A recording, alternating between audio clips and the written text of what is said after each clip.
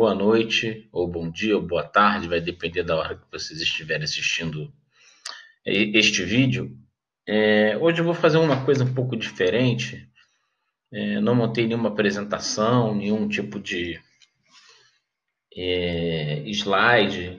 Eu só queria conversar um pouco também, pretendo não me estender muito, sobre uma perspectiva da formação, da educação em saúde, do ensino em saúde, tendo como um eixo de diálogo essa pandemia do coronavírus. Hoje, agora, no final do dia, já foram registrados mais de 2.200 pessoas com coronavírus e mais de 40 mortes no Brasil.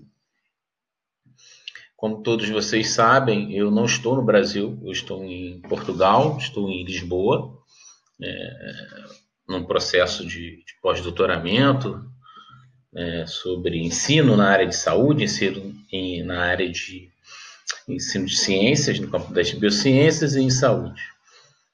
E aqui foi feito um monitoramento a partir do que vinha acontecendo na Itália e também na Espanha. As autoridades portuguesas elas começaram a ampliar paulatinamente as medidas para conter o avanço de transmissão da doença. Então, há algumas semanas, 3 semanas, as universidades pararam de funcionar, aglomerações. O presidente da República entrou em uma quarentena voluntária, que serviu como um exemplo para alertar grande parte da população dos cuidados de não ficar na rua o tempo todo. E, semana por semana, nessas últimas 3 semanas, o sarrafo foi subindo. Fechamento entre Portugal, das fronteiras, Portugal e Espanha, maior dificuldade de voos internacionais, navios que poderiam parar na beira do Tejo. E até na semana passada, amanhã vai fazer uma semana, a implantação de um estado de emergência. E um confinamento não obrigatório, mas a própria população se atentou para esse fato. Isto num país em que você tem condições de habitação melhores. Nós estamos falando de Portugal, que não é nem um país rico na Europa. Mas as condições de habitação, os determinantes socioambientais que estão fortemente vinculados à saúde ou são muito diferentes do que a gente encontra no Brasil.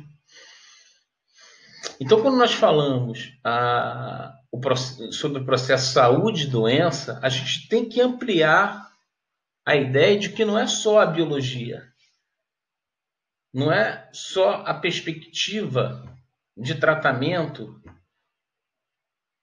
quando uma pessoa doente, e de prevenção em cima dessa questão do confinamento. Vamos ficar todos em casa, por exemplo.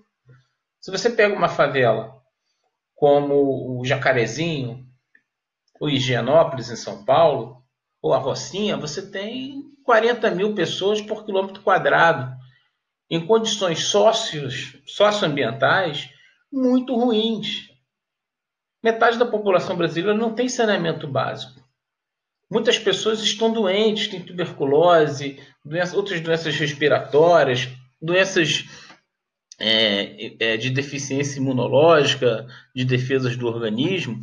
E associada à questão biológica, física do organismo, você tem um conjunto de determinantes sociais e ambientais que extrapolam o risco, ampliam o risco de uma tragédia no Brasil. Então, a perspectiva da saúde, da promoção da saúde e da prevenção das doenças, ela tem que ter uma abordagem mais ampla do que os aspectos estritamente biológicos. Não que eles não sejam importantes, eles são, mas a questão saúde, doença, promoção da saúde, prevenção de doenças, ela precisa estar muito cultivada na nossa sociedade, na cultura do nosso povo. É evidente que investimento em saúde, todos esses investimentos agora são fundamentais, atenção básica, atenção primária, a estratégia de saúde da família, a fundamental importância dos agentes comunitários de saúde, na perspectiva de mapeamento dos casos, mas nós vemos, por exemplo, as comunidades hoje já alertadas, né, e trabalhando, fazendo vaquinha. Então, se você entrar no jornal e ver o que está acontecendo nas comunidades mais carentes, nas favelas, a gente consegue perceber que há necessidade de um investimento, de um cuidado muito grande, tem que se gastar dinheiro mesmo. Então, a perspectiva de preservação da vida, ela tem agora um momento urgente de investimento em dinheiro, de cuidado com as pessoas, mas também vamos ficar em casa. É fundamental, é claro, é importante, mas quais são as condições das pessoas ficarem mantidas em casa dentro da realidade de uma comunidade carente? Como o Estado precisa intervir para que essa doença, a Covid-19, causada pelo coronavírus, esse tipo de coronavírus, não se alastre como um barril de pólvora, porque há esse risco. Como o Ministério da Saúde, como o Estado brasileiro vai responder a isso? E aí fica aí assim umas coisas que eu escutei, questão da distância, e é lamentável você ver empresários que algumas pessoas vão morrer, alguns idosos vão morrer, aqueles que já têm uma doença que não vai ser o coronavírus. Existe tanta bobagem sendo dita, tanta coisa desumana. A ideia da economia. Quer dizer, tem uma situação, se discute de que se a economia, se a saúde, a questão do processo da manutenção da saúde, da prevenção da doença, se ela for efetivada com maior vigor, piora a economia. E quanto melhor para a economia, pior para a saúde. É uma relação muito insana, na perspectiva de que se você tiver um colapso do sistema de saúde, a economia também vai embora. Então, em primeiro lugar, é a vida das pessoas.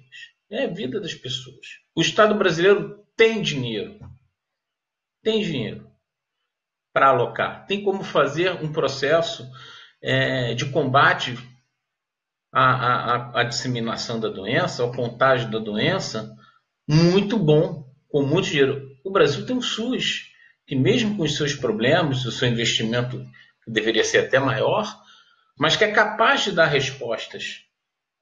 E evidentemente que após passar esse tsunami, na questão de saúde, na questão da economia, é necessário repensar a questão do papel do Estado, do financiamento do Estado, que possa dar respostas efetivas para as questões de saúde das pessoas.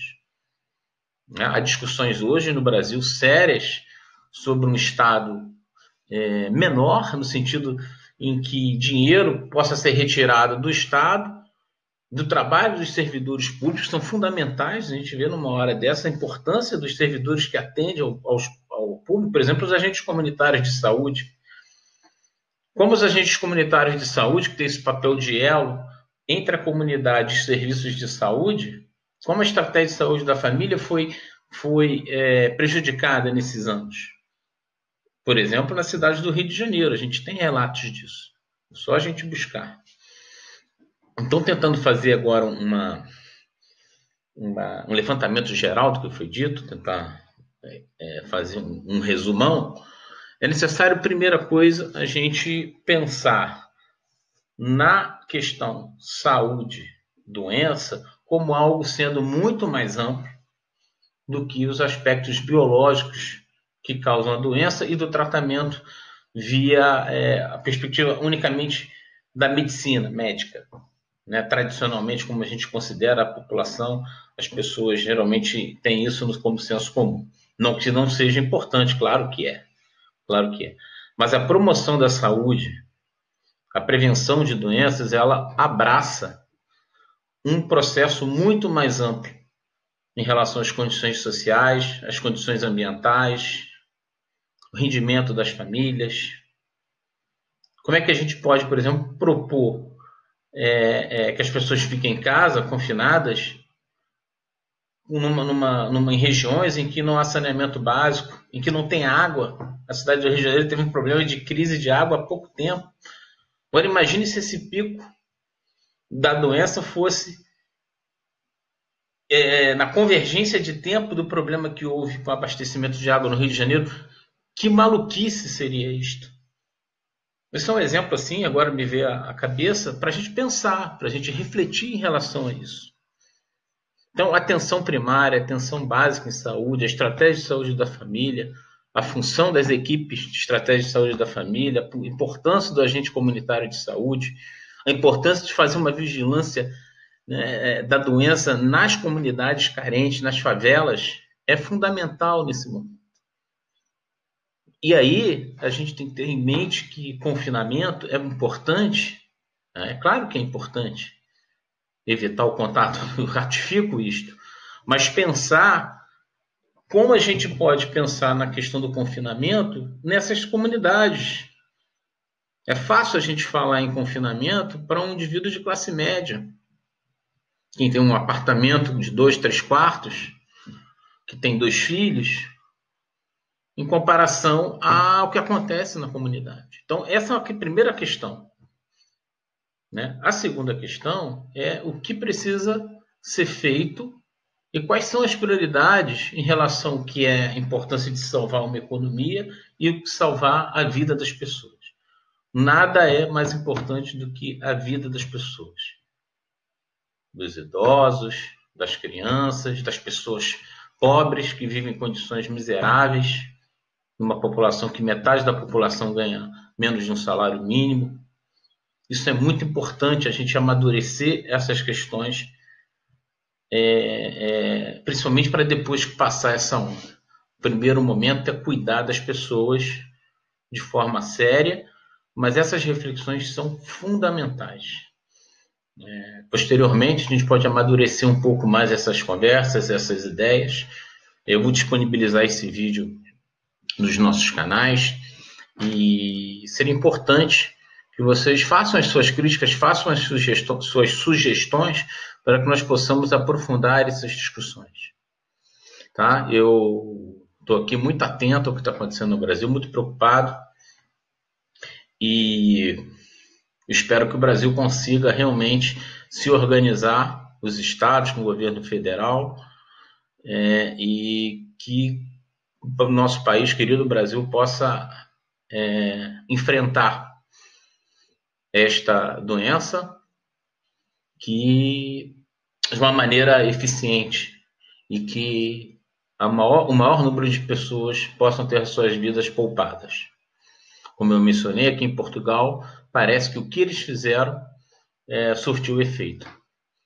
Mas algumas condições que foram feitas aqui são muito mais fáceis de serem executadas num país em que as condições, os determinantes sociais e ambientais favorecem a determinadas recomendações. Um abraço e vamos continuar nesses debates em breve, no futuro, nos próximos vídeos. Tá? Saúde, um abraço e em breve eu estou voltando.